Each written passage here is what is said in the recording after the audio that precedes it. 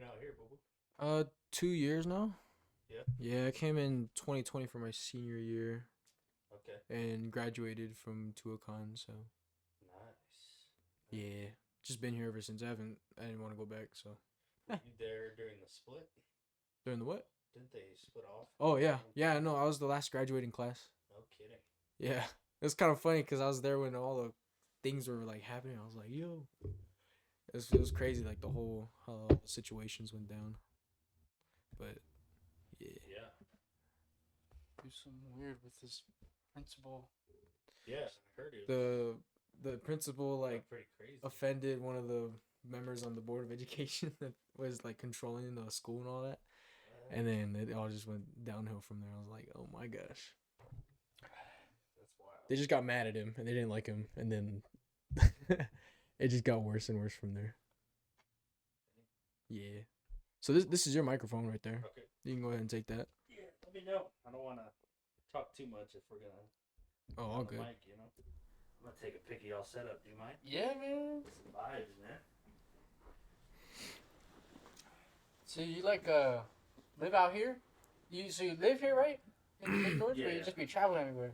Exactly. That's tight. Yeah, I know, because he was trying to get an idea, but I was like, it'd be cooler if you were to tell you in person, because I just know him. I mean, like, his recent, what he does Yeah, is it's hard on to social explain. media. Yeah, and Yeah. you don't really say much. You just post your family, and Exactly. which is crazy, so. Are you on Instagram, boo? Yeah.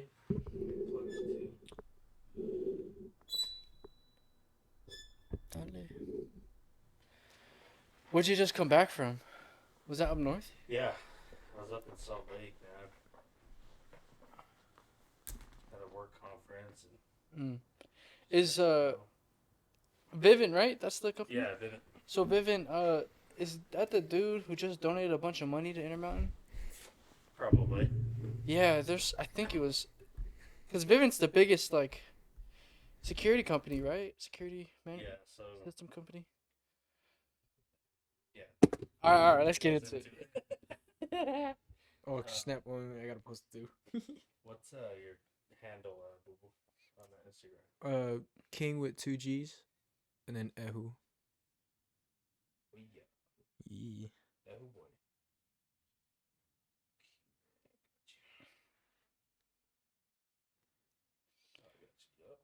So he, like, grew up in Hawaii and then moved here his senior year. Where at? Yeah. What's your guys' main platform right now? Is it Instagram, TikTok? It's Twitch. That's Twitch. our Twitch biggest is the one we've been using the most. Okay. Yeah, YouTube streaming thing is weird. Yeah. But yeah, Twitch works the best.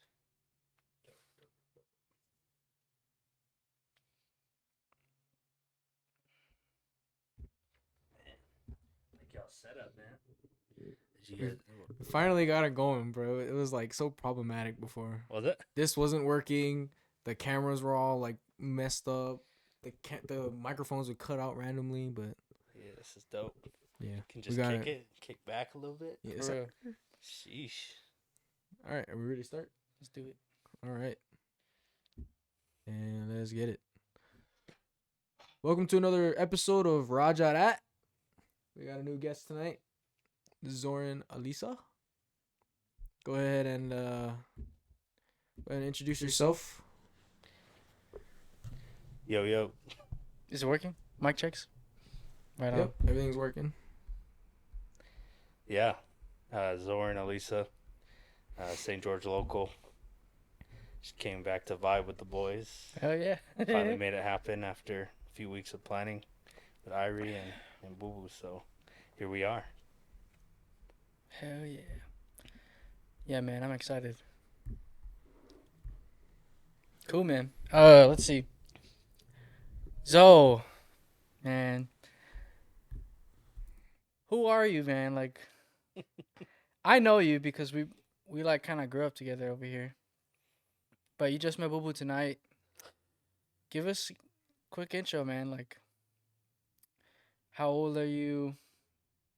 Uh, what do you do? I mean, you stay. Where do you stay? Go ahead. Yeah. So I'm 26 years young. Um, Hometown boy. I grew up in St. George. Half my family is from Hawaii, North Shore, and half my family in San Francisco, California. So I'm the only Utah baby, but due to my roots, I spent a lot of time in Oahu and the Bay Area. So yeah, I've been in St. George for 20 years or so. We just bought a house coming up on 2 years now, over here by Costco on the Washington side. So that's good. We got in at a good time. I knew I was gonna overpay a little bit, but I didn't want to overpay too much. The market's heavy now. Like, Yeah, crazy, man. So we got in at a good time. Right now for work, I work in smart home automation. If you've ever heard of Vivint Smart Home, so they actually employ the most people in the state of Utah. But it's the biggest smart home competitor to home security, to like ADT, Brinks, stuff like that, and solar energy. So it's like the tech field, but I'm more on the sales side. that's what's up, man. So do you like advertise for the company too and all that, or? So it's direct sales. So I travel a lot. I started during I started doing sales with pest control, or in other words, the bug juice. So I was one of those guys that went out every summer and sold door to door pest control, and so that's how I got into the industry itself. And I kind of just stuck with it, going on year 6. Shortly after I served a 2-year church mission, I got recruited, and then I just went on to Vivint this last year, and it was good, man. It's fun. Right on. If you don't mind me asking, can you give a pay range, or like, let's say, what, you're 26 right now. You own a home, so that kind of puts you in a more of a middle class, just from a perspective. But if you don't mind sharing, like, how much do you make per year? Give a rough estimate. Yeah, man, I make enough. I think if I plug my region here, average guys, whether you're a college student, whether you're young, single, married, typically within the 4 months of summer work, you'll make about 53,000 in a summer. Myself, I've been doing it for a long time, and I have a team of guys that I manage, so I'm around 3-4x of that. Hell yeah! No, bro, that's dope, man. That's good. So that probably puts you in the like high earner for sure. Not Yeah. bad. I got mouths to feed, so I'm just course. hustling, man. Of course, and you have a family, right? Yeah, 2 kids, so I got 4 mouths to feed, man. Crazy. How old are your kids? Man, they're young. They're busy. That's why I was running a little bit late tonight. I told Irie I got to put the kids to sleep. But I got a 3-year-old and then a 5-month-old. Oh yeah, pretty recent, man. Oh, that's so pretty young. Right on, man. How's Good that being how's being a dad so far? It's fun. Is yeah, it? it's comes with its challenges. You learn a lot. Yeah. And no, man, your kids become your best friends pretty quick. People ask me what I do in my spare time. I'm like, dude, I'm a full-time dad. Your job's your spare time, huh? Yeah, exactly. Right on, exactly, man. Good for you. But yeah, I've always wanted to start something like this, where there's a platform where you can have like different types of people on. But I've always, like, even in school growing up, I knew you were someone like more like me, more on the like good with school kind of type, and have their head on straight. And then yeah, recently I know you've been doing your thing, doing sales. What what's your experience with that? How has sales been in terms of being like having it as a career? Do you recommend it to people? Is it like daunting? Is it like what's your experience in sales, man? Yeah, man. Sales is it's a good gig. I think my particular form of sales, direct to home, direct to consumer, it's definitely not for everyone. Um, because it can be daunting to answer your question. Um, like I said, I mean, I started out going door to door, and that's definitely a grind. Having to knock 100 doors a day, and talk to different kinds of people, and then actually bring a product to their home, and then close them on the spot. So it's just a lot different than retail. You get consumers every day coming to you in retail versus you gotta perform on the doorstep, um, on the door to door side. That being said, any type of sales I think is good for someone to learn. Whether you're in high school or want a career in sales, it's a good learning opportunity. You develop a fun skill set, you know, how to talk with people and um, become better listeners and persuade people and convince others. It's powerful, man. Yeah, like follow a lot of I guess entrepreneurial or just like accounts on social media like TikTok or whatever.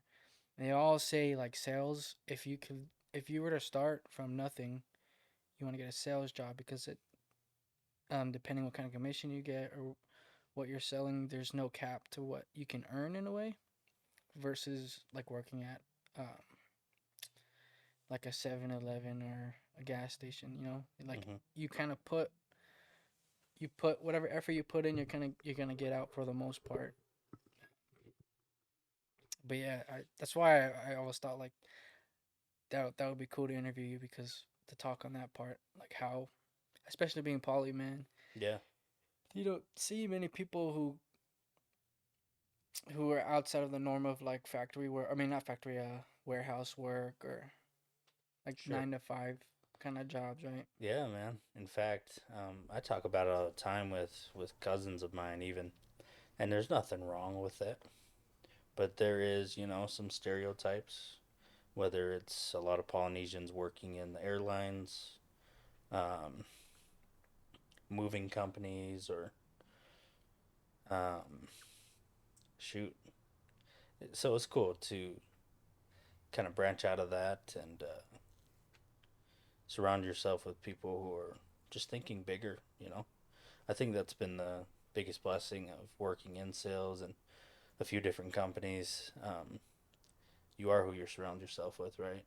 And it's like they always say, like, show me who your friends are, and I'll tell you where you'll be in 5 years. So that's been the biggest blessing, man. Like, the income's awesome. The travel is great. Like, I get to travel and work places throughout the U.S. Every year, different markets, which is great for sales. But ultimately, just man, opportunity. I'm just like, damn, this is crazy. Yeah, man. It's honestly inspiring to see, man. I know you got a family, so you kind of keep rooted, and like I said, just seeing people who kind of look like me, succeeding in different areas, man, is great. Appreciate that. Of course, man. But yeah, But you're killing it, man. I mean, I'm doing all right, bro. Trying to, You're doing more important things, man. You're saving lives. I guess. No, so I'm in the, I'm in like the surgical area now, so that's pretty cool. Dang. It's a easier workload, but it's surgery, so you kind of have to have more critical skills. And then he just started working at a Tire shop. hell Yeah. yeah. Yeah. Dope. I'm low key I'm trying to be like a mechanic eventually. I want Yeah. to work on cars and stuff. Okay. That's where my interest kind of like led to. Cause I was trying to do music before, and then I kind of fell off.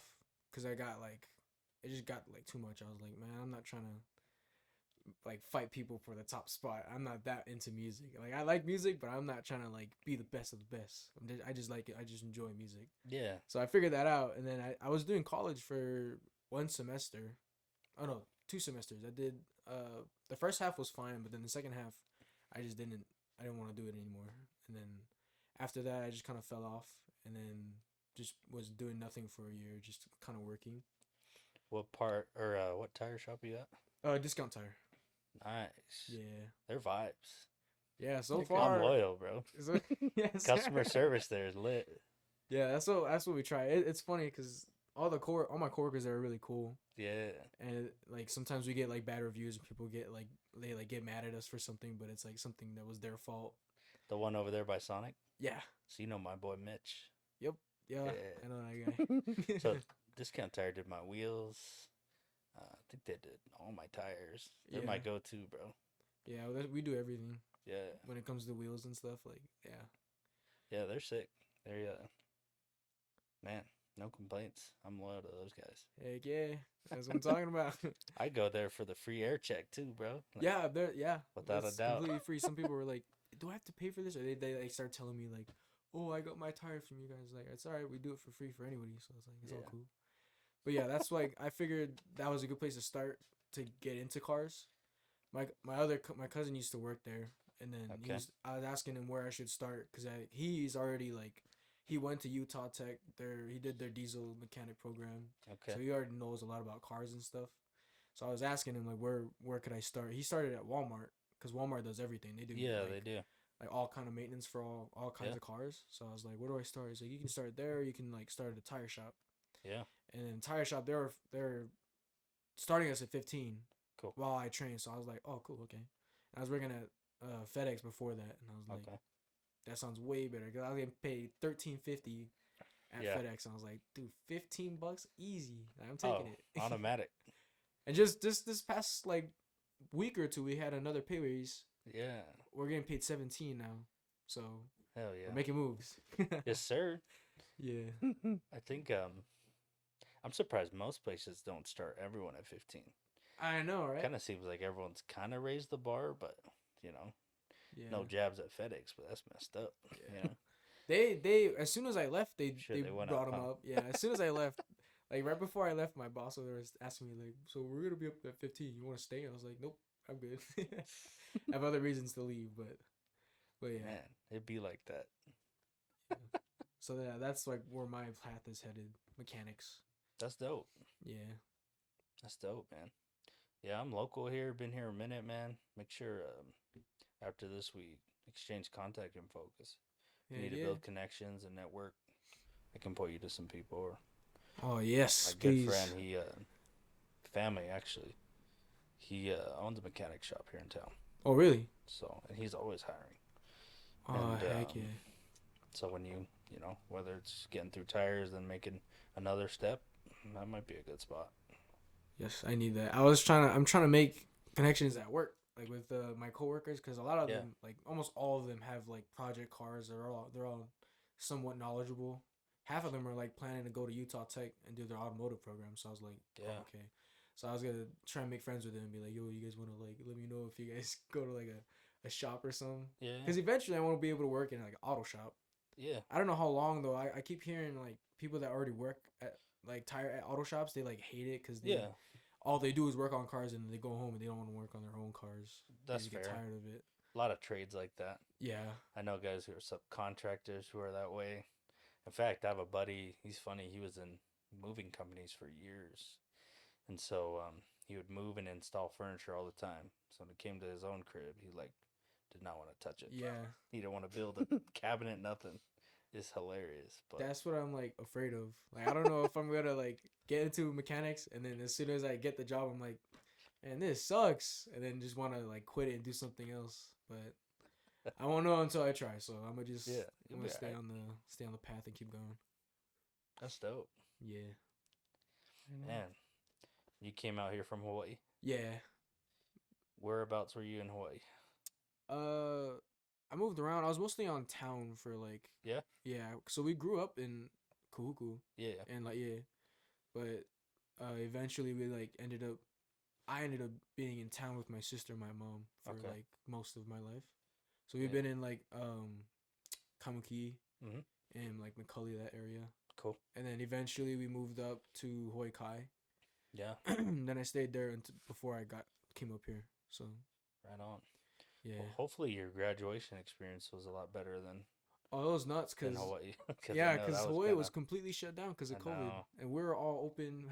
It was pretty crazy. My graduation was pretty like top notch because it was Good. the last graduation, Yeah. and it was we were open, so we didn't have to wear Yeah. masks or nobody had to like social Yeah. distance. But yeah, we had like fireworks and everything. It was lit. I bet. Because I have a nephew your age. Makes me sound old, but he's on Big Island. Oh yeah. Same thing, COVID grad. So they did the drive-throughs and picked up their diploma, and they're waiting in line 2 hours. Just sounded awful. Yeah, so I have all my friends like they're posting pictures of their stuff. They got them in the gymnasium, but they had all the chairs like 6 feet apart from each other. I was like, that sucks. sheesh. We're over here like everybody like I grouped know. up in a little area. Dang. But yeah, That's what's up, man. Yeah. Will you like it here, St. George? So far, yeah. I don't really want to. I don't know where else to go. Yeah. Maybe Vegas eventually, but right now I'm pretty good where I'm at. I think. Cool. Yeah. All three of you guys stay here? Or no? 3? Your girl stay here too, or no? Yeah. Oh, okay. Yeah, she stays here. He stays with our family. Oh, down okay. the road. Dope. Yeah, man. Yeah, St. George is a good gig, man. It's getting bigger now. Crazy. It's huge. So So expensive. We got friends we know in Florida. Gas is cheaper in Florida, and I'm like, yo, this far west must be getting just inflated out of the roof, man. Yeah.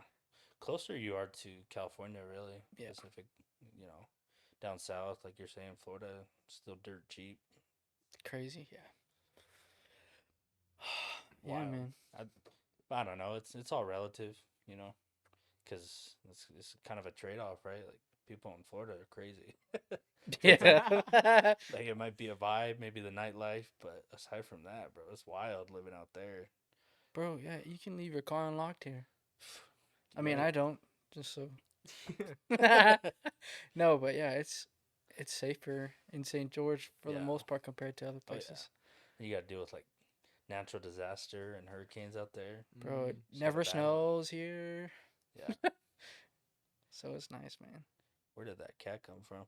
Oh, that's our kid. That's our Oh, little snap. cat. Thought it just came from the window. Oh, no, man. That's good. That's good. So there's like a common question that we ask a lot of our interviewees that come in here, and it's if you ever had like if you ever felt like you were out of place when you were younger or even now, because me and him are you Afakasi? Yeah. Okay, so we can all like probably relate because me and him have our own experiences with like being treated differently just because we're not full Polynesian or whatever, like full Samoan, full like whatever. Have you ever had any like experiences like being treated differently because you're Afkasi or? Very seldom. I think so. I'm half Kos. I'm half Hawaiian, half Samoan, and I got a little German and Chinese in me. That's why I got the chinky smile. But I think very rare. And sadly, if it was ever like me feeling treated differently, probably high school. Just high school BS. Yeah. Don't really care about it now, but unfortunately, it's usually by other Polynesians. That's what. Yeah. Okay. Yeah. That's And, what both of our experiences were like. His was probably worse than mine. Mine Yeah. was mostly in my head, but his was like straight up like, wow, you guys are messed up. Yeah. It wasn't. I don't know. It wasn't crazy, but every once in a while, yeah. Was it just like remarks small and- things and? Yeah, just pretty small things, and I think for the most part, hopefully, we kind of just grew past that. That was 10 years ago, but yeah, I mean, it is what it is. Mm. But nothing crazy. Right on. You want to tell them what happened to you or? Just because I'm like like white or whatever. I had some experiences where some polys like I would be like playing volleyball or something like at the sand courts, and then it'd be all polys, and then I'd miss something, and then someone would say something to someone, and then I hear oh la, la, palangi, and I'm like, oh yeah, I know they're talking about me. Mm-hmm. But I don't know the reasons, but I know it wasn't, or I know they're only talking about me. So, but I mean, it didn't never discourage me from like I know who I am, and Yeah. like I know I'm from the islands. I'm from Hawaii. Like we all are, like straight from like yeah, man. But no, we just try to see what everyone's perspectives are, especially in Utah, man. Like I hear a lot of things on social media, especially like people saying how racist Utah is, but I haven't had that kind of crazy experience here, at least. Yeah. But maybe someone else did, and it'd be cool to talk about. Yeah. Yeah. Not. I don't think I've had any racial encounters. Yeah. I think maybe some subtle stuff growing up, but things were different then. Mm-hmm. I think things now are a lot more surface level, a lot more apparent. They're blasted on social media. Yeah, man. Cancel culture is crazy here. Like, you say anything. Yeah, I mean, they even, I don't know if you guys saw those kids up in Cedar City, though. That was kind of Oh, yeah, wild. that was crazy. That was wild. Whatever. In 2022. Yeah, these kids for Halloween, like, dressed up in, like, robber or, like, jail outfits, but they painted themselves black. Yeah. Bro. In Cedar? Yeah. Cedar City, Utah. So it went viral a couple weeks ago. So they did the blackface, which is like, crazy. I've heard of that. And they painted their whole bodies black. And then they were dressed up as prisoners. And then they had a cop for one of their girlfriends as their Halloween costumes. Oh, And dude. someone took a video of them. They were just messing around in Walmart. And next day, social media did their thing. They got blasted, slandered. Yeah, it's wild. Local authorities got involved. But, I mean, that's the extreme side of Utah, I think. And here in St. George, I don't know. I didn't really encounter anything too bad. Me neither. I think I've encountered the opposite Yeah. of like racism. Like, Yeah. I had a cop like I got in a crash, and then the cop that came was like, there was no like treatment different like whatsoever, just because I'm a little bit brown. Like, I'm pretty like, Yeah. someone would be like, if someone was racist, they would Yeah, definitely they would be know. like, They can the brown tell. boy over there. But the cop was cool. And then Mhm. he saw my uncle come. My uncle's even like, he's straight up Samoan. And he was cool with him. They're talking, chopping it up the whole time. I was like, all right, we're cool then. Like, Yeah. I've never encountered a racist cop yet. No, and Or a racist anybody, really. in general, man. Like I said, I've been in Utah for 20 some years, and there's a lot of people outside of the state who swears Utah is like super racist, mainly because of like religion. But anyone who's actually here and lives here, they know like Yeah. it's pretty diverse, especially with Polynesians in southern Utah Yeah, there's and a lot of us here. all over the Mountain West. So I think if anything, Islanders helped with diversity. Hell yeah. Brought a man. lot more brown people to Utah aside from Latinos, Mexicans, and brings a lot more culture here to Utah. So it's good. I Man. agree. Right on. Here's another question I'll throw at you. What I'm really interested in kind of like self improvement, or just kind of making yourself a better version of your, like, better than you were yesterday or a year from now, or whatever. What would you say to, let's say, someone early 20s, maybe even 1918, no real direction in life? Because I just felt like I have friends in my age. I mean, we're basically the same age, right? But some of their families, and they're like first generation Samoans. Yeah. The feeling was they go on a mission, or they like start working and start a family, and there was no like, or be an athlete and like pursue that because that's how you make the most money, or you can go to college with that ability. Yeah. But nothing else, nothing like there was no push, or at least like um subconscious uh encouragement. The biggest example I bring up is like whenever we talk to, or I would talk to uncles or barbecue, whatever. They're like, "Oh boy, you play ball? Like you still playing ball?" And oh no, I didn't play football. I swam. But then after that conversation, I think it felt like they were just being nice and they would ask like what else we're doing. Yeah. But the genuine like, wow, that's really cool. You gotta keep going, and like that kind of encouragement wasn't there for anything other than sports, mission, or like starting a family. So I want to like break out of that stereotype and Sure. broaden the ways we can, especially for young polys. Other than those avenues, I have no other consensus of people, the older folk trying to encourage us to do something more.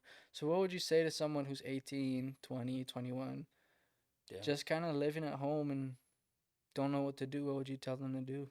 Like, well, if they came to you like, yo, so I'm like lost. What's your advice? Like, I'd like some. Okay. That's a loaded question.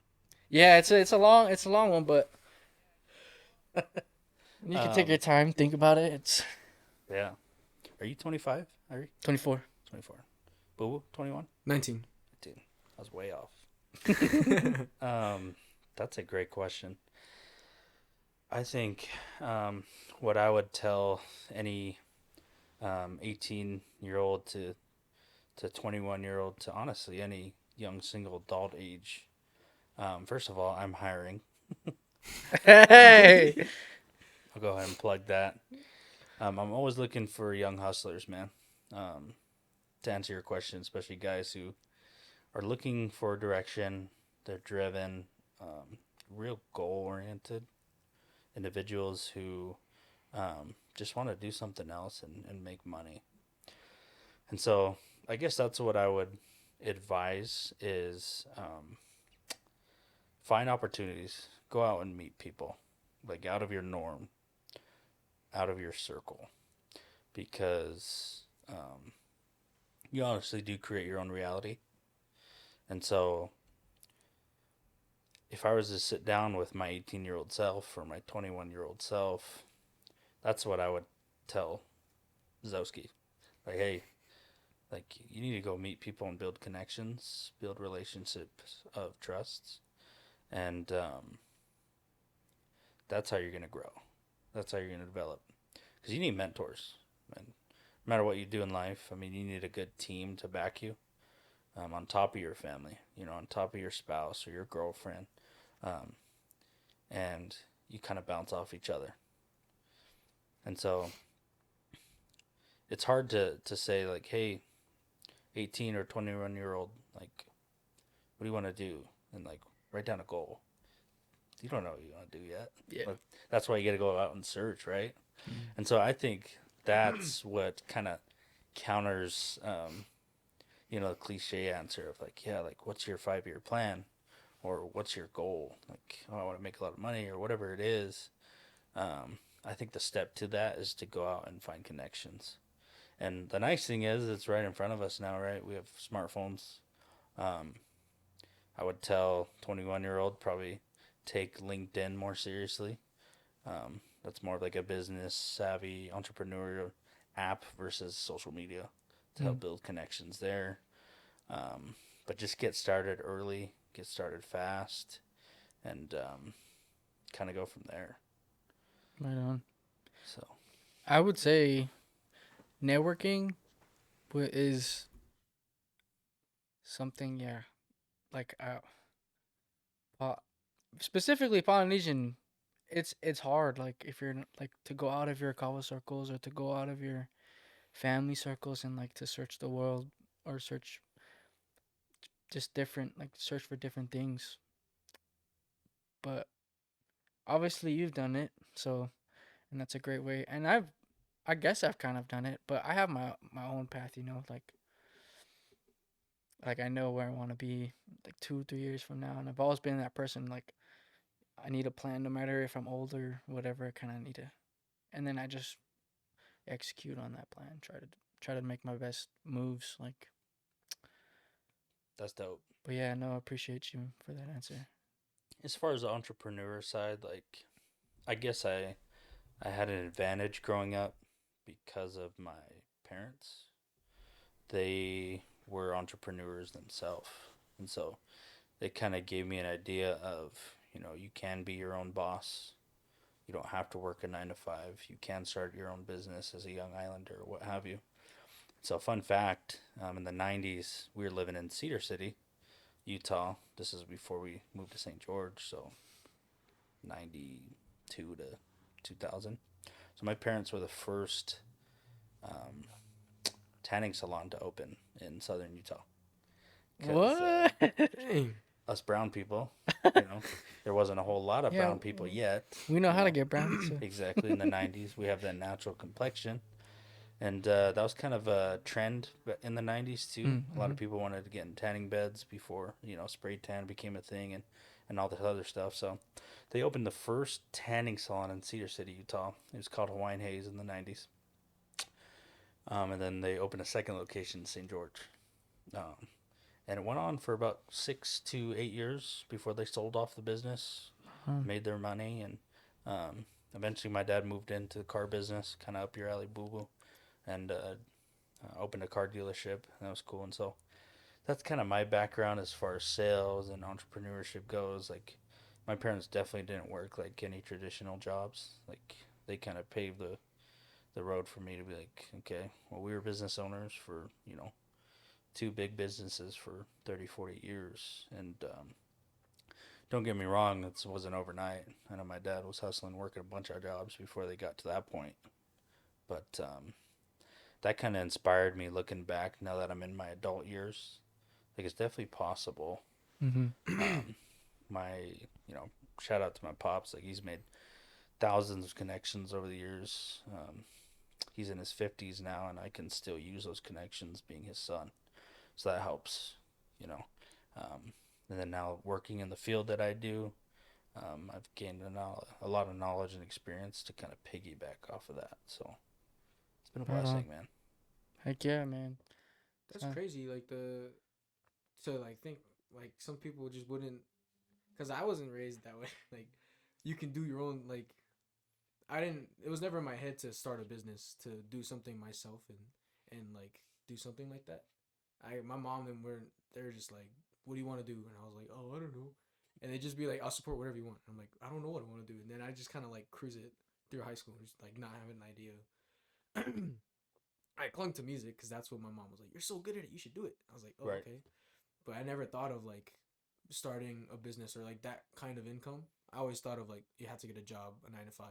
Yeah. And I feel like being in the right environment, like that is like so foreign to me, to have like your parents be entrepreneurs and like instill like you don't have to follow what everyone else is doing. You can do your own thing. Because I always thought it was like super, super hard to start a business. Yeah. I mean, it's not easy, but it's definitely doable if you just know and make connections and stuff. And that too, like making connections with people is something I was like, or whatever. I learned that through like music, because like the only way the top artists got to where they are is because of who they know. Yeah.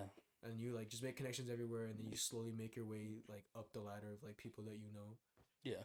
And I just thought like, yeah, that's something that I feel like everyone should know, especially at an early age. Like start making friends and knowing people, because that can get you in different places. And I realized that because I was going back home, my latest trip to Hawaii, and at an airport I met this dude who was just reading like a anime book, and I saw it and I was like, yo, is that your favorite anime? He's like, oh no, I just started it. And then from then it was like it snowballed into like a whole different conversation about like real estate, and he was telling me what he does to make money.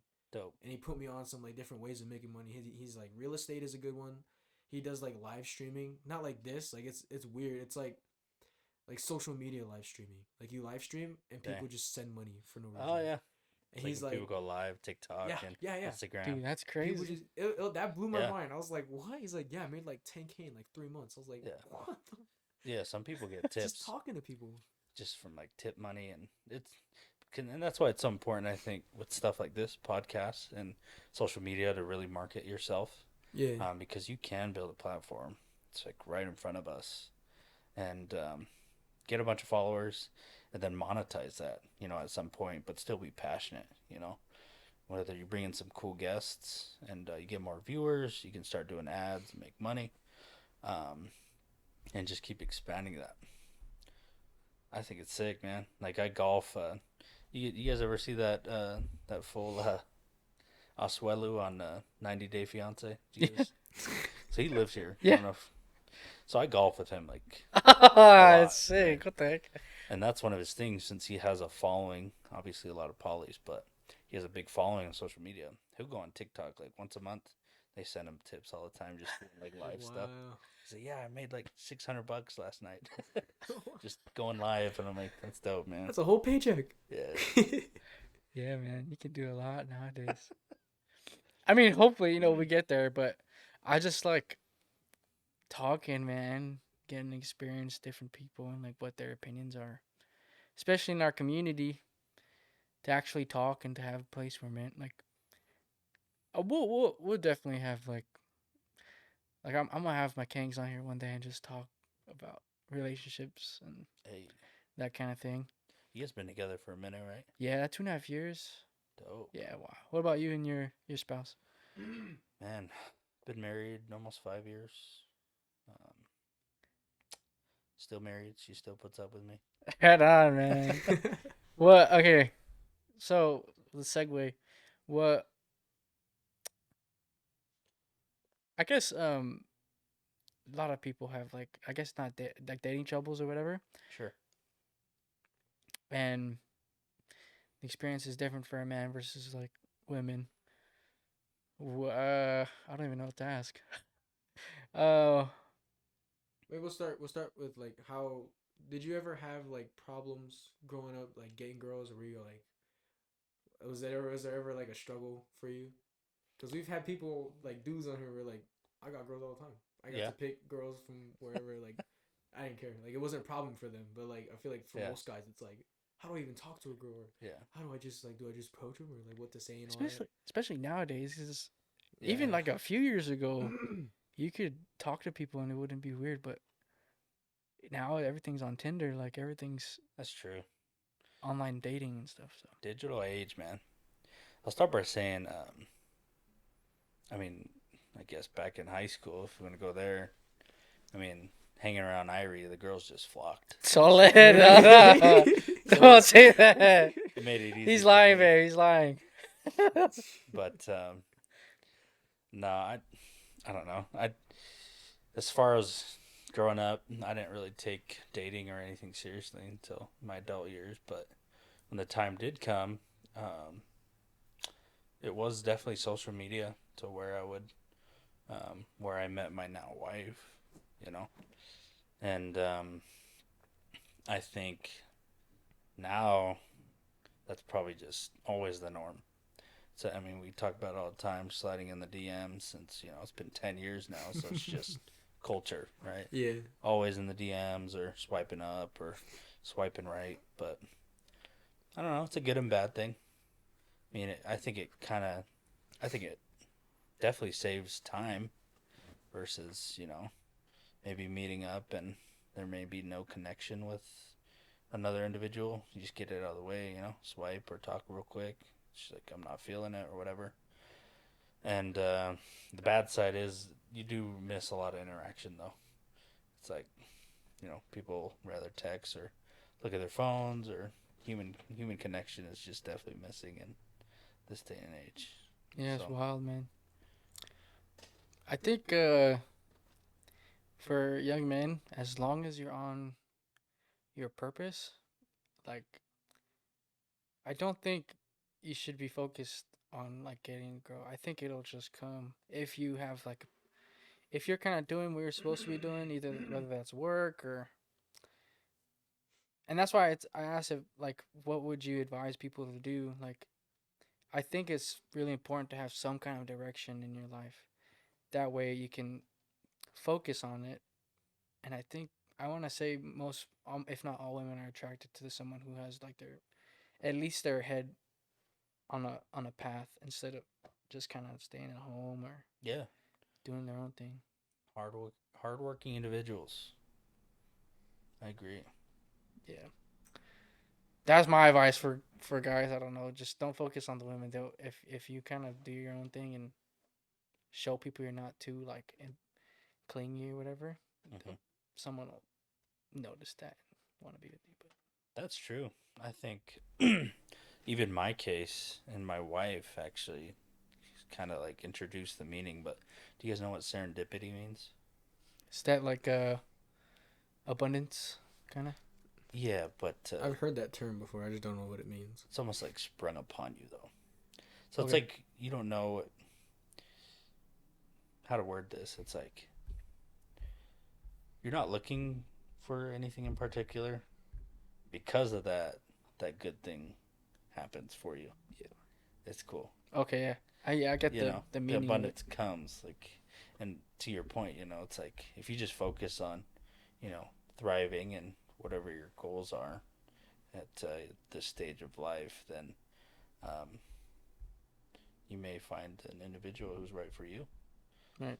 And I think that's how it worked for my now wife and I. I mean, I don't think we were really looking. It kind of just happened.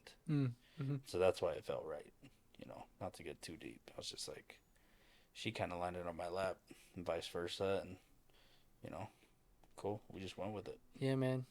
Natural. Things happen for a reason too. Yeah. 5 years you said you've been married? We do the math. Holy crap. 4 years. 4 years? Yeah. Knowing each other. So you've been dating what?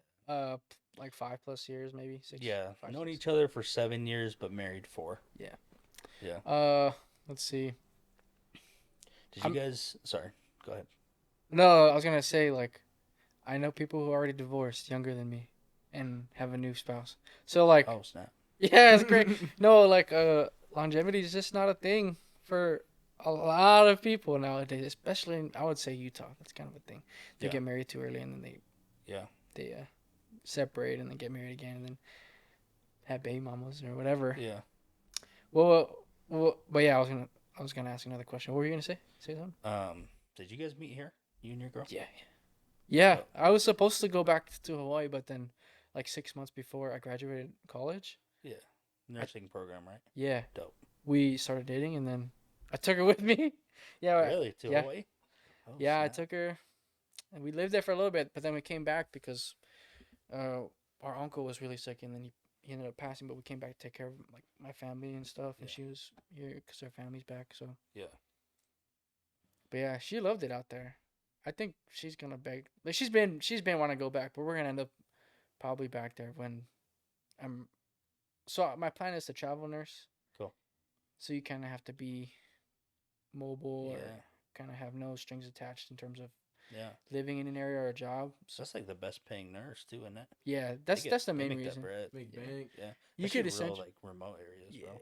you could essentially work like even Alaska. I know you went on a mission there, right? I did. Bro, they make a ton of money just because Bro. it's so secluded and Yeah. they need the staff. But yeah, you could work like 6 months, take off a year or two, work 6 months, that kind of thing. But yeah, that's the goal for me now. And then afterwards, I think I'll end up back in Hawaii, just because we both. Well, I'll be Nice. able to afford it by then. Oh yeah. But yeah, man. But yeah, that's what happened. 2 years, 2.5 years. That's so sick. My bad. I don't want to have you No, you're good. forget your question. Oh, I was gonna ask so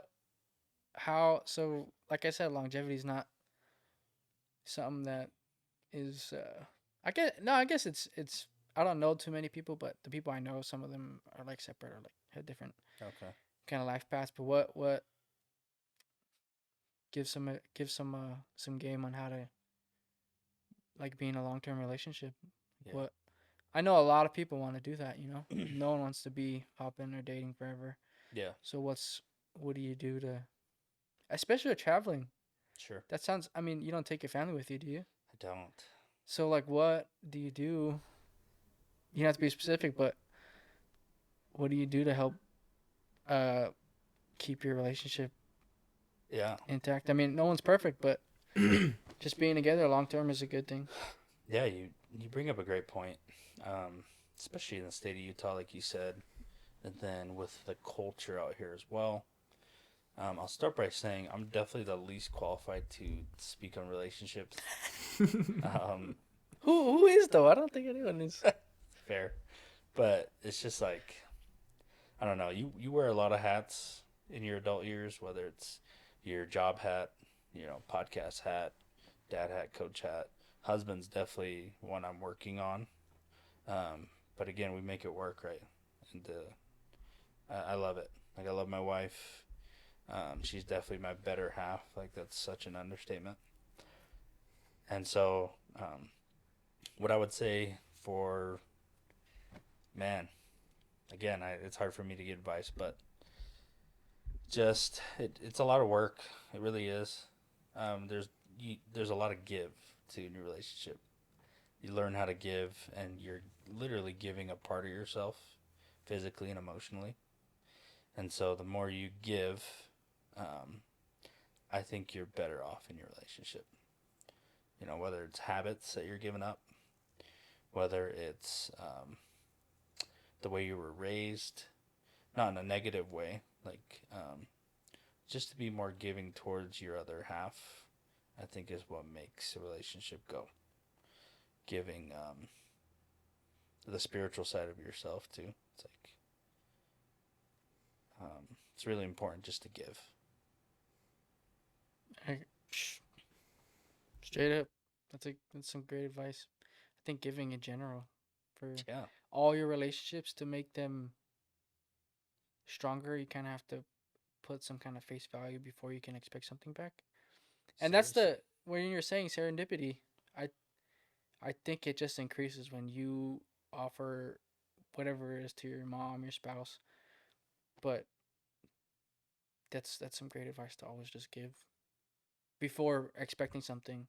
Oh yeah. Even expecting something, I think you Yeah. should still give, and then it'll just come before you expect it. So Seriously. You're giving up time. You're giving up hobbies, and it's not like I'm giving it up again. That's not gonna. I just want to make it clear. It's not a negative connotation. Like yeah, I got to give up video games, for my girl. Like, it's not that.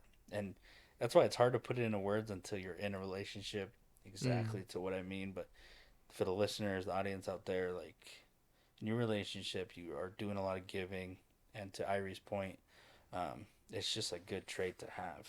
You become a more giving person. And my wife has definitely helped me in that way, too. So, right on, man. Yeah, love that. I gotta write these down. Remember these one day for when I eventually get in a relationship. dang. No rush, bro. Got it. I'm cruising it. Is your girl from here or Hawaii? No, she's from here. Her family, they're from like San Bernardino, SoCal area, way. and then they moved here. But she's been raised here for most, I think. Yeah, most her. San Bern, bro. That's where I was at this summer. How's that? It's kind of sketchy. Yeah. Yeah, bro. You can't even wear certain hats in certain parts of LA, too. Like. But it was good for business, what I mean? Yeah, I mean, yeah. We do a lot of security cameras and Oh doorbell yeah, cameras and out sensors, there. and so more crime means more money for me, dude. I'm like, cool. But yeah, Bro. Yeah. More moolah, baby. No, man, that's dope. That's so cool. But no, I just like how what you had to say tonight. Like you'd be surprised the people who look up to you. Like just off as like I literally only see on Instagram before tonight. Mhm. But I know like we know each other pretty well. I mean, we Oh, knew yeah. each other enough to where you would come Hell yeah. to my home and have a podcast, bro. That's Mando, bro. Yeah, man. Automatic. It's dope. It's dope. And like what you do, I think is personally, I don't know who else like looks at your like what you do on social media is like something that's inspiring. But yeah, I think especially sales, bro. I'm just not.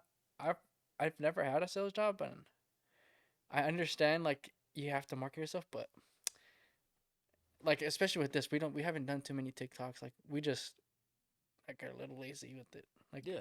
we got to start chopping up our little streams that we do. But yeah, I've always wanted to pick your mind about what it's like to be in the sales world and. Shoot, man. Yeah, I appreciate that. It's a blessing. It's extremely difficult. It's really cutthroat, especially when you're in direct sales. It's 100% commission, so there's no base. Oh shit, that's tight. Yeah. There's no base pay. Like, there's no hourly. Like, you don't sell, you don't eat, right? My kids don't eat, and so it's like, it puts Sounds on fucking scary. yeah, it puts on that pressure, right? Yeah. But the other hand is that it's very competitive. So if one is and I am a competitive individual, then it comes easy because then I don't take the stress of like, oh yeah, I need to sell and make money for my family. It's more so I need to be competitive and hit my goals with myself or I feel discouraged. And so then the money comes as a byproduct of that. The goals are achieved. Great. And you just progress in the job. So it can be scary looking at from the outside in. And I had never worked a job where it was just 100% commission before. And it changed my life. It made me look at the workforce a lot differently. You know, we talk about 9 to 5, like nothing wrong with that. But when this door opened, it's like, holy crap, you know, I can make this amount of money in such a short amount of time, kind of like traveling, you know, travel nurse. You know, you kind of just work, and you stack up a lot of bread in those 6 months as a travel nurse, and then you can go mess around or invest it or go into real estate, whatever your goals are. And that was me. I was a college student, fresh off the mission, so I was broke for one. It's kind of my story. And an old buddy recruited me into door-to-door sales. And in Utah, it's pretty big. Yeah, They call it summer sales programs, right? And reason being, because you have these guys who go on 2-year church missions, and they're knocking doors already. bro, you basically you know, learn how to sell God. Like, yeah. in a way. I mean, you're selling religion for 2 years, you know, to be blunt. But and so then when you come home, you get recruited often, a bunch of different companies, you know, pest control, you know, satellite TV. You'd be surprised what's in my industry. People sell vacuums door to door, newspapers, like it's crazy. And the reason being, it's super lucrative. It was a total foreign world to me. Long story short, old buddy of mine, he recruits me, and my thought process was, hey, you can make this amount of money in just a summer, short amount of time, 4 months, 3 months. And I was planning on going to Utah Tech or Dixie at the time. And I was like, sure, you know, I need money. I was dating already, and, you know, I had no money. And I was like, yeah, if I try it out now and I make the money, awesome. Stick with it. If I don't, it's good experience, and it'll look great on my resume going into college. Yeah. And my first summer, we went out and I sold pest control in Texas. And it was humid, it was hot, it was miserable. Oh, I bet. It was a grind, dude. And I learned so much. And I went with my friend, and we had a fun office, ton of guys. And I literally was just doing a 3-month shift between semesters. And that's kind of what a lot of guys do in our industry, whether you're a student, whether you're looking to get married, or your financial goals is to buy a car or buy a house. So my first summer, 2018, I went to Texas. I made $35,000. Good Lord. And that was big, you know, at the time. And that's just direct sales, right? Like, that's just you selling. Damn. Yeah, that's personal commission. And that was lit. I was like, I didn't believe it, man. I remember going to trainings, learning the sales skills, you know, learning the sales pitch. I was like, there's no way these, you know, persuasive things can work, because there's a lot of psychology that goes into sales. Communication skills, like I said, listening. And I remember my first door that I sold was this older lady. I wish I remembered her name. I wish I got a picture looking back or a selfie. Like, this is my first sale. And I just did like a really, honestly, it was a hard close, because I was young, naive. I was a rookie. It's my first year. And I didn't, closing a deal is closing a deal, so I didn't know it was considered a hard close. Hard close meaning like it was hard to get that. Sorry. You have different closes in sales. So like a soft close would be like an alternate option. Like I'm not going to give you the option, Irie. Do you want the blue raspberry ghost or do you want that pink ghost? It's not a no. It's which one do you want? That's kind of soft, right? And they're like, you're giving them an option to choose. It's either yes or yes. So that's so soft. And that's still kind of soft. That might sound Okay. hard, to the foreign ear, but a hard close was just like what's your last name? Like I'm signing you up. You don't say that verbally, but you kind of just turn to your clipboard or your iPad, and you're about to enter the individual's information. And so by then they're like signing up without signing up. And I just turned to my iPad. Couldn't believe it. I just turned to my iPad, and it was either like, what's your last name? And I just sat there and waited for her to give me her info. Or was it like a time slot?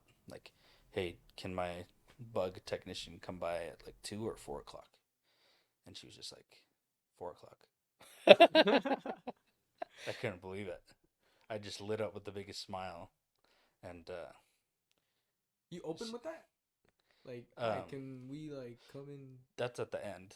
That's Oh, the okay. close. And we can go through the sales process a little bit, but from then on, like, it clicked. I was like, holy crap, this stuff works. So clearly, I mean, people make a lot of money, but it's one of those things you need some self ramification, right? Like, you need to go do it yourself and realize that it really works. And something you can get behind. Obviously, you got to believe in the product, but and it worked, man. I was like, holy crap. So went out, had fun. Nice thing is, different companies, they're all great. They have a bunch of different sales incentives. That's what helps motivate the guys, because sometimes it does feel repetitive. It can feel, old going to the same job, whether it's, working at a smoothie place or whatever. So they like to throw in a lot of incentives in between to hit sales quotas. Like, hey, you get this much sales this week, we'll give you a $500 gift card to Lululemon. Just stuff like that. Yeah. And that's honestly, I don't think if I didn't have that experience in Texas, great group, again, shout out to them. I learned a lot. I've since moved on from that group and company. But if I didn't have that fun of a summer with all the incentives and the money I made, obviously, I probably wouldn't have gone back another summer. Again, just stupid petty stuff, but it was fun. Like I won 2 TVs, Lululemon gift card, Top Golf stuff, like a bunch of merch, just silly stuff that I was like, dude, this is sick. Yeah. I couldn't believe it. I got an Xbox One that year. Like, we just won a bunch Oh, of prizes, dang. our teams, indoor skydiving. Like, I could go on all day, but they just try to throw in as many stuff to keep the guys motivated, because in the sales world, in any sales, performance goes up by 90% when you incentivize your guys.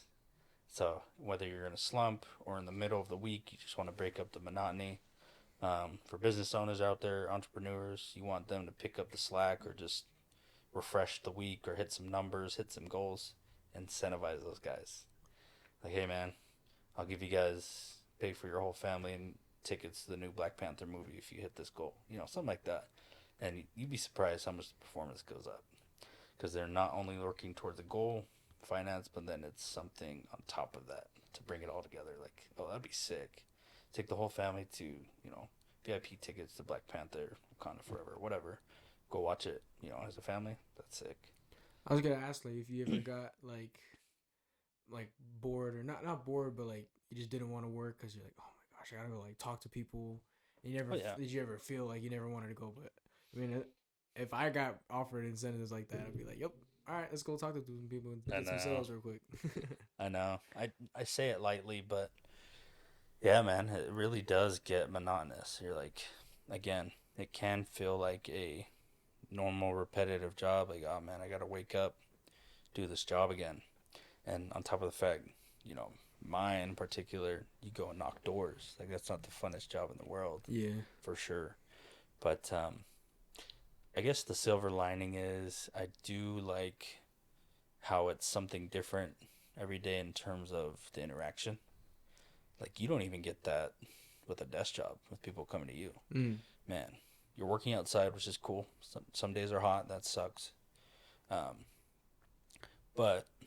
not a lot of people go outside, meet so many different people, have so many different conversations, meet crazy people. People who pull a gun on you. People who are just weird, man. It's definitely really social, but it's the amount of experiences you learn is crazy. I feel like doing that would make it so easy to make connections with people, because you're like, oh, I saw that that guy bought some cameras for me, and now I know like how to like do certain, or how to like he gave me like a free pass to go like jump roping or some shit, or not jump rope, like bungee jumping or some shit. Yeah. I feel like that would just be like a sick way to make friends and make connections. Really is, man. You get to really learn to test your own patience, frustration, and really dial it in. Learn how to be a lot more self-reliant. I know guys younger than you, man, who started early and they make good money, and it's a lot of variety for sure. That's crazy. Fun.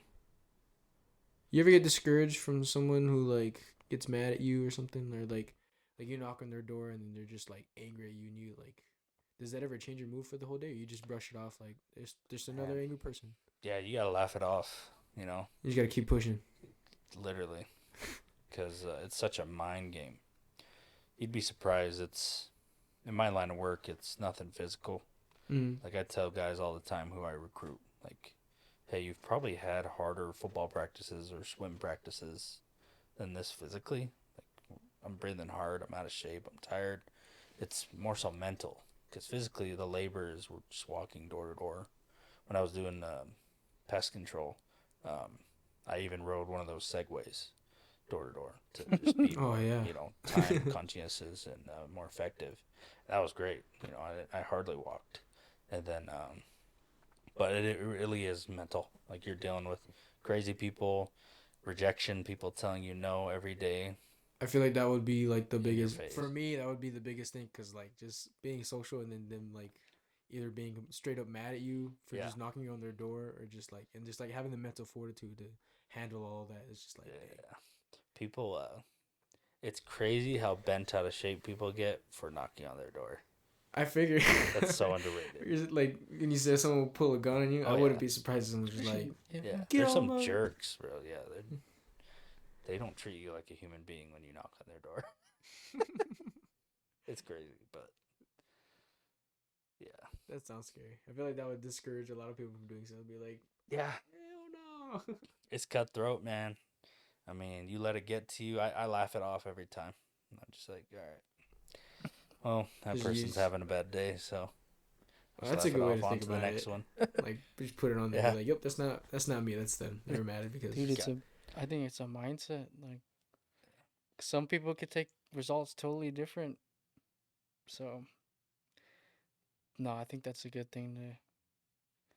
The closest thing I have to like making connections is my air checks. What is that? My air checks at my the free air checks. Yeah. I had one time I had the you know what orange peel is? The like drink shop. I like orange peel. Yeah. The owner that opened the shop, they started in Salt Lake, I think. He came in for an air check. He was air checking his trailer. And I was just checking his stuff. I was like, what do you use the trailer for? He's like, oh, I'm about to go up north. Do you know what orange peel is? I was like, yeah. He's like, yeah, I own that. I was like, oh, what? And I was tripping. I was like, dude, there's just like random people like pulling up to the air check, and it's like you never know who you're gonna get. Some like random old guy or an owner of like a business that you know. And I was like, geez, I felt stupid because I didn't get his information or anything. I was just like, oh, that's cool. All right, you're good to go. He just went on his way, but it catches you off guard, dude. So it's a learning curve. You're like, oh, next time I meet someone who's an entrepreneur or even a local guy, like, he'd be a good one to rub shoulders with, right? Yeah. Just learn his ways, mentor, and you can pick his brain. And that's definitely something I've received on my job on the daily. You just meet the most craziest people that you wouldn't think would tie to anything. And it's like, oh, orange peel. I love orange peel. Shout out to orange peel. Yeah, dude, their stuff is good. they're the OG, bro. They were before Tropical Smoothie. They were before. Were they? Here in St. George, at least. Oh. Yeah, we never had a whole lot of smoothie places until 2010s around there. Yeah. But that's funny. Yeah. The air check is the closest thing I have to like customer service. Cause sometimes one time, just like this past like 2 weeks ago, I did this dude's air check, and he went. Do you know what SEMA is? SEMA. It's like a car event in Vegas, or they have it everywhere, I think, but they hosted it in Vegas. Dope. And this dude that was drifting, they do like crazy drift events and stuff over there. They have just like decked out cars that drift and like put on a show for people. And one of the guys came into the air check, and I was doing his air, and then randomly after I was done, he's like, "Did you want to go to SEMA?" And all the guys in the shop know what SEMA is, like all of them, because it's it's a pretty big show. Like I guess, yeah. People from like other countries are coming in. I heard everyone's like speaking French and random languages. I was like, what the? But he asked me if I wanted to go, and I was like, yeah, I'd be down to go. And he's like, oh, here's a free pass. I was like, yo, what? And the passes are like $100+ to go to it. And I was tripping. I was like, yo, this is crazy. That's what I'm talking about, bro. Yeah. So I was So now I'm every time I do air checks, I like when I talk to the person, like if they're doing something, I'll be like, I try to make conversation with them and see if they like do something that I'd be like interested in. Like a dude that goes to SEMA and drifts cars and stuff. Did you end up going? Yeah. No way. It was sick. Yeah, it was sick. You have to show them the videos. I'll show you the videos after that I took. But yeah, it was like, I'm so into cars now. So when I was over there, I was like, yo, what is going on? That's super sick, man. Yeah, all the guys in the shop are jealous. They're all like, whatever. I was like, yo, look, I got a free pass to SEMA. And they're all like, bro, shut up and go do the other air check. Oh, shot. But yeah, I think that I'm trying to focus on that more, like making connections with people, because that's something I never really thought of before. I was just like, especially when I first started doing air checks, I was just like, all right, check air and leave. Like I didn't care who they were, like what the story was. But it's pretty crazy the people that you'll meet randomly, just making conversation. I imagine, man. In high school, I used to work across the street from you at that Sonic. Oh yeah. Yeah. So I think that's probably why Discount Tire became home for me. Yeah. They've always been good to me. That's dope. Heck yeah. Do you have homies? Like I guess you could work with them, but you have like group of friends that you surround yourself with then? Yeah.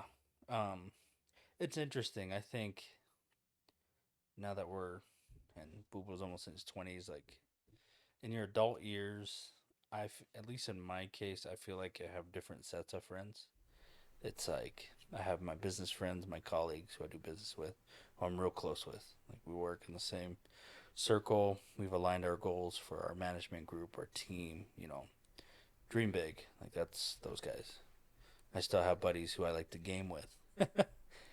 In between, believe it or not, kids, work, being a husband.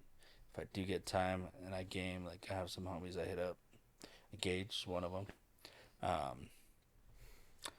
And then golf buddies, whoever I can golf with, and every once in a while if I'm able to get out. But so yeah, I don't know if that broadens and answers your question, but I do have like certain sets of friends that I keep in touch with. And yeah. I was gonna ask because you know who Andrew Tate is? Yeah. Yeah, he heard his stuff.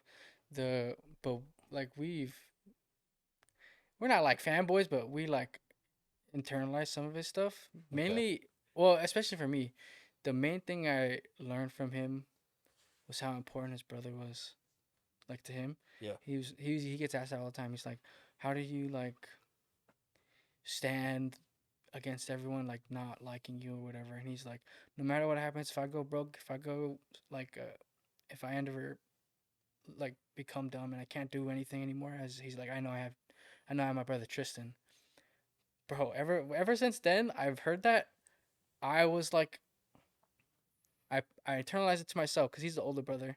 I was like, what am I doing for my younger brother? Like, so crazy. Like our whole lives. Podcast now. Yeah, bro. No, like for each other. Yeah, like when we started hanging out, maybe this summer. Yeah, like over. Bro, before that, I never ever. It was weird. We were never like this close. Yeah. But then, thanks to homeboy, he was telling me like, I don't care. No women, no parents, no nothing will ever get between me and my brother. And I thought of that. I was like, am I really that good of a brother like this guy? And I was like, I'm definitely not. So we started going to the gym together. Like that was like my excuse to hang out with him. Cool. But anyways, I advocate like you need to have some kind of support system or friends or dudes, especially as a guy, to confide in or do whatever. And obviously you have your friends. How important is it to you to have? Because you know your most important people is your spouse and your kids, right? But for your personal stuff, how important is it to have those, your brother, your sales friends, your homies you play video games with? How like is that a big part of keeping yourself kind of? Yeah, no, balanced? I agree. That's huge. It's like your inner circle, right? Mm. So I have 2 points to that. So like to the depth of having someone that close, I always look at it. It's like if my friend was dying in the hospital, am I close enough to where I would fly out to go see them no matter where they're at in the country? That's kind of how I measure that depth. Like, it sounds terrible, but like, No, yeah, that's like how I think of it in my head. Like, that's how close I am. I would go see this dude in the hospital if he was in Hawaii or across the country, whatever. And so then your inner circle. My second point is my cousin, Travis. He always instilled this, like, maintaining healthy relationships, especially within family, is extremely important. Those are like your most relation. Those are the relationships you want to keep the most healthy, alive, and well. So in your case, you know, your brother, my older brother, really close with my older brother. We call each other like twice a week. And so you definitely have those inner circles for sure. It's like, okay, if anything were to happen or whatever the case might be, yeah, plays a huge role.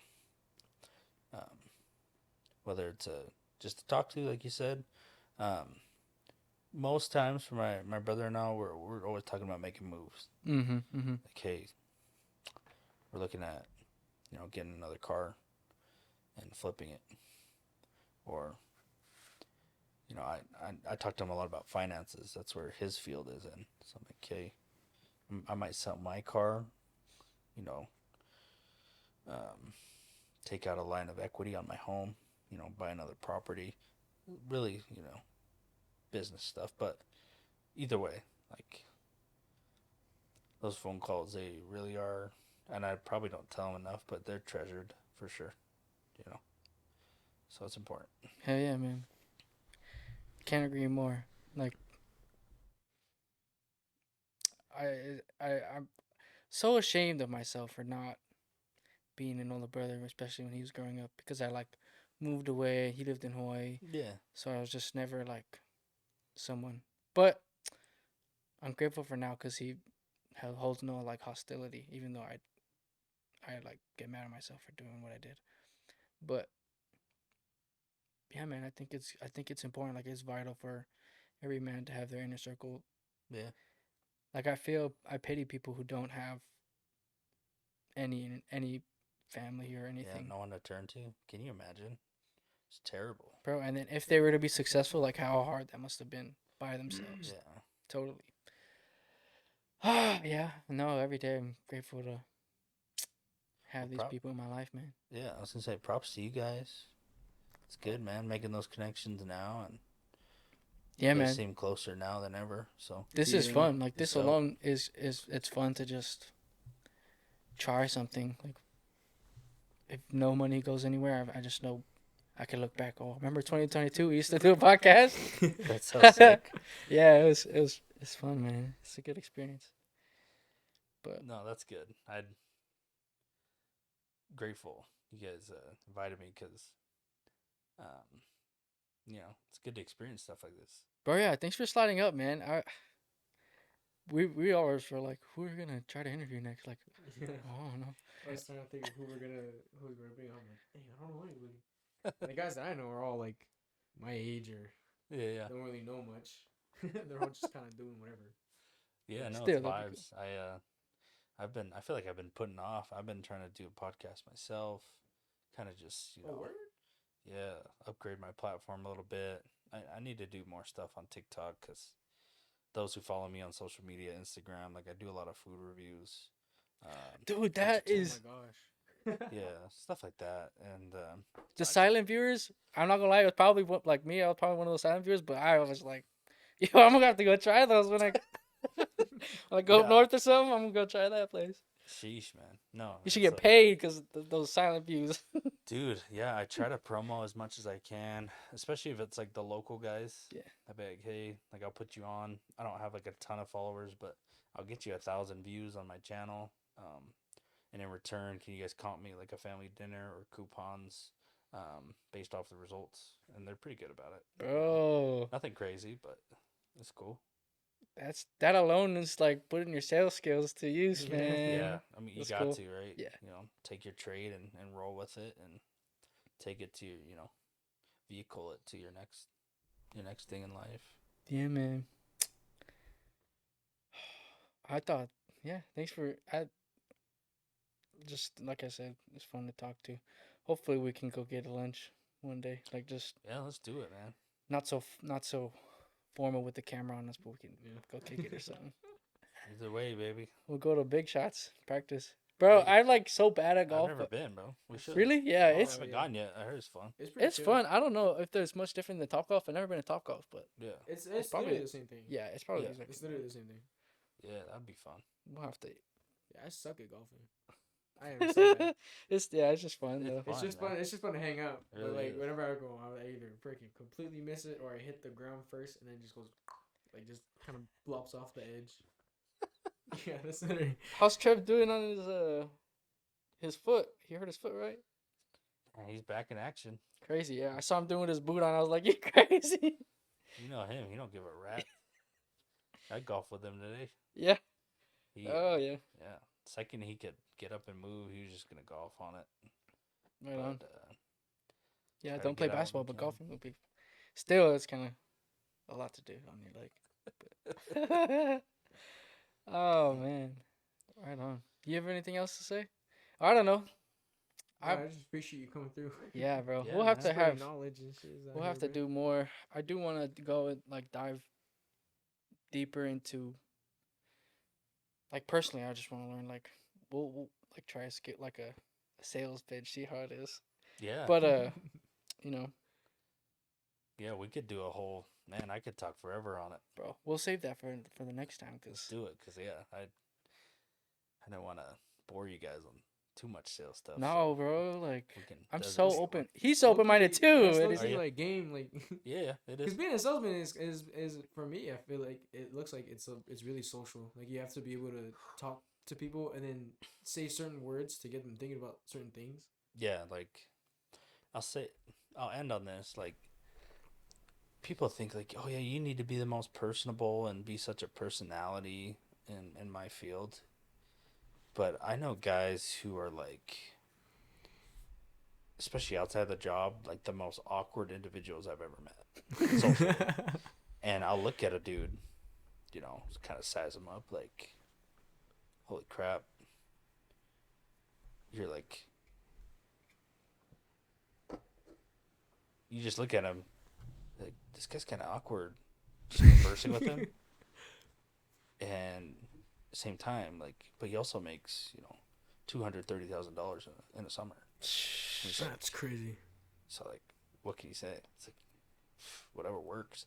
So, you honestly do not need to be the most. It helps for sure. Like, I was definitely an outgoing individual before getting into sales, and learning the skills and then pivoting, like, the pitch and making it my own is how I sell. And there's so many different styles of selling. Whatever product, whether it's music, selling yourself, becoming a travel nurse, applying. But you just got to work hard, just like any other job. Your work ethic's got to be there. Work when you don't want to work. Work when you don't feel good. Work when you're tired. Work when you're not feeling it. Just go out and work. Forget about yourself. Put your head down and work. And if you're the right training, which I'm confident myself, I can mentor anyone to sell anything. I've been doing it 6 years. I made hundreds of thousands of dollars doing this. And so if you give me the time of day and I just teach you how to sell, a bottle of water to fish and get it done. And with the work ethic and you just apply the skills that's being taught, then I think anyone can sell. Seriously. Because like I said, there's individuals, I was like, there's no way this person can be successful. Just having a prejudgment, not judging him as a person or her, to where I'm like, holy crap, went from like this guy's super awkward to making $300,000 in a summer. So just crazy stuff you see. So never limit yourself. You don't know what you're capable of, and you should go out and do it. Oh, I like that. Appreciate it, man. That sounds so sick. Yeah, man, it's dope. Like the closest thing I could think of personally, because I think I'm like a little awkward, I guess, but at work, the closest thing I can make to like sell something to someone is like make them take their medicine they're supposed to take. Yeah. But yeah, it's when for some reason when I'm at work, my professional mind turns on, and it's just like, boom, my whole personal goes out. I'm your nurse. I'm here to take care of you. Like, what, you have to do this. The doctor wants you to do this. You have choices. Like, I'm just here to make the best choice for you. Like, that's the most kind of sales I've ever done. But I see how it applies to anything. Like, so dope. Yeah, you kind of make everything what's best for you, like kind of thing, and you make your sale pitch go around that. But absolutely, man. Let me know. We can do a part 2. We could But dive for deep sure. into sales. Yeah. Like I said, I read a lot of books on it. I'm still working on my craft. I'm not the best salesman. Just like any other job, there's people around me who make more money than me, who's better sales. But I will take pride in the fact that I'm really good at doing what I'm asked to do. And that's kind of my success story. Is here's what's being taught. I learned it. I applied it. It's been working for me. And so we can do a whole nother episode on it. That'd be dope. Let me know. Ask questions. Hit me up. And again, for listeners, quick plug, those on the audience, Instagram, TikTok, Twitter, whatever you're on. My handle is Zoski20. That's XOSKII20. If you have any sales questions, if you want to sit down, grab lunch, if you're looking for opportunity, if you want a job, I can help point you in the right direction. Recruiter right here, bros. hell yeah, appreciate you, Get your man, for coming jobs. through. Y'all are lit. Thanks for having me. Hell yeah, Yeah, we'll no we'll problem at schedule all. we'll schedule it next time. So yeah, I told you it's gonna be a fire episode. Yeah. This one's Says lit. the It's man, probably yeah. the best one, I think. This is For lit. me, I feel like I've learned Most the productive for sure. I've learned the Sometimes we most. just talk Yeah, about man. anything, but It's No. fun. I mean, we can. Yeah, let's do it. appreciate you. I'm sir. with it. Oh wait, we have to ask so at the end, usually we ask if you. We already kind of asked them. Huh? Yeah, we do. Oh. We like to ask people what's their advice to younger people, like what they did, and oh yeah, you've given too many, but Yeah, it's good, really bro. like- I freaking love it. We asking for like one-liners at the end, like what would you tell your younger self if he was here right now? Yeah. And like one-liners. Yeah, you've done it. Let me know, man. All right, Thanks for having me. It's a blast. Appreciate That's you. it. all right. Signing off. RAHJAHDAT. Roger. Yes. Oh, perfect.